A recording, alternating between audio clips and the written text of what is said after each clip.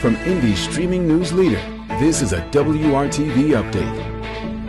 I'm Nicole Griffin bringing you the latest WRTV headlines. IMPD's chief of police is pushing for changes to a state policy that he feels would make Indy's roads safer.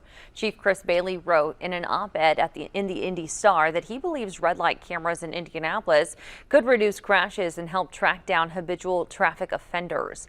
Red light cameras are currently not allowed in Indiana, and the city would need the State House to change the law in order to add them.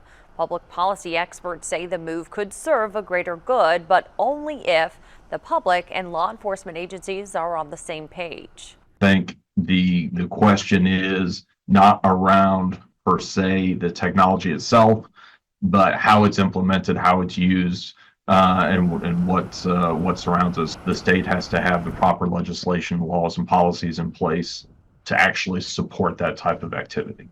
The quickest the State House could consider any changes would be at the beginning of the legislative session in January. It is going to cost music fans a little more to attend a show at a popular Central Indiana concert venue. Starting next year, parking passes are required to park at Ruoff Music Center in Noblesville.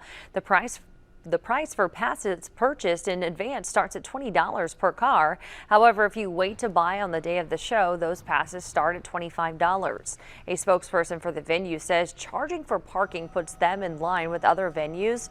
People who live near Ruoff say parking already spills out into their neighborhood, even without on-site parking fees. The first thing I saw was like a comment that said, it's just going to create even more traffic, and I agree with that.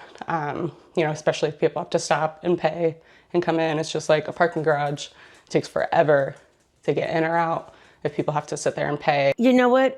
It makes money, and it's going to keep the Ruoff going for people that enjoy, going to, and seeing the entertainment that they have, and they do have good entertainment.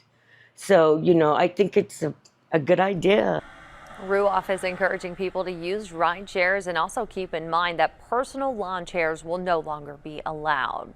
For more stories and weather you need to know, download the WRTV mobile app. Thanks for joining us.